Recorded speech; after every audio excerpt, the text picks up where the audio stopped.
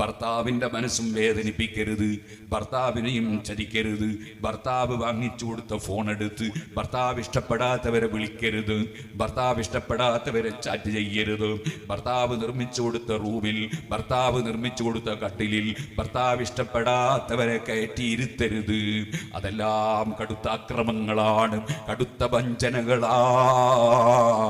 ഭർത്താവ് ഒരുപക്ഷേ അതറിഞ്ഞില്ലെങ്കിലും അറിയുന്ന രാജാവുണ്ടല്ലോ, രഹസ്യവും പരസ്യവും ഒരുപോലെ അറിയുന്ന രാജാവുണ്ടല്ലോ. ആ രാജാവിൽ നിന്ന് മൂടിവെക്കാൻ ആർക്കും കഴിയില്ലല്ലോ.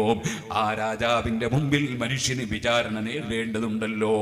അവിടെ അള്ളാഹുവിന്റെ കോടതിയിൽ മനുഷ്യൻ ചെയ്ത നന്മ തിന്മകൾ എഴുതിയ റിക്കാർഡുകൾ വിതരണം നടത്തുന്നുണ്ടല്ലോ.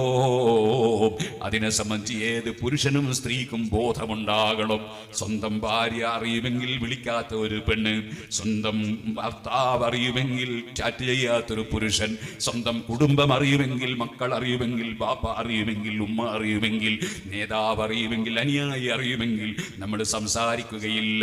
പക്ഷേ ഇവരെയെല്ലാം സൃഷ്ടിച്ച് പോറ്റി വളർത്തുന്ന നാഥനായ അല്ലാഹ്, നമ്മയും പോറ്റി വളർത്തുന്ന നാഥനായ അല്ലാഹ് സുബ്ഹാനല്ലാഹ് ഇപ്പോൾ വരുമ്പോഴും ഒരു ചെറുപ്പക്കാരനെ സംബന്ധിച്ച് പറഞ്ഞു, പെട്ടെന്ന് സ്ട്രോക്ക് വന്നു, ബോധമില്ല.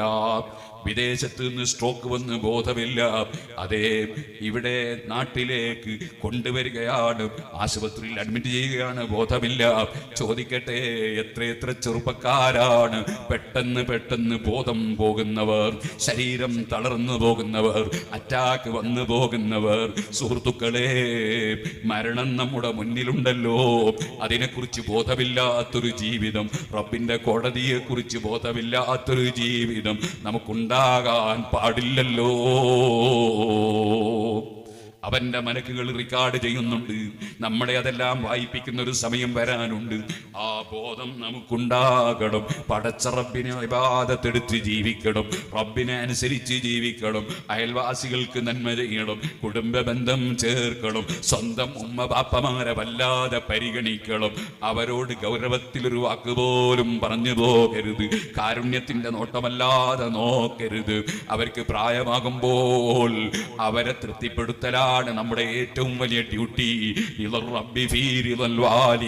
ഉമ്മ ബാപ്പയുടെ പൊരുത്തത്തിലാണല്ലോ അല്ലാഹുവിന്റെ പൊരുത്തമുള്ളത്. അത് കണക്കിലെടുക്കാത്ത ഒരു സംഘടനാ ജീവിതവും പറ്റില്ല, അത് കണക്കിലെടുക്കാത്ത ഒരു ജീവിതവും നമുക്കുണ്ടാകാൻ പാടില്ല. ഉമ്മ ബാപ്പമാരെ പൊരുത്തം വാങ്ങാതെ റബ്ബിന്റെ പൊരുത്തം കിട്ടൂല.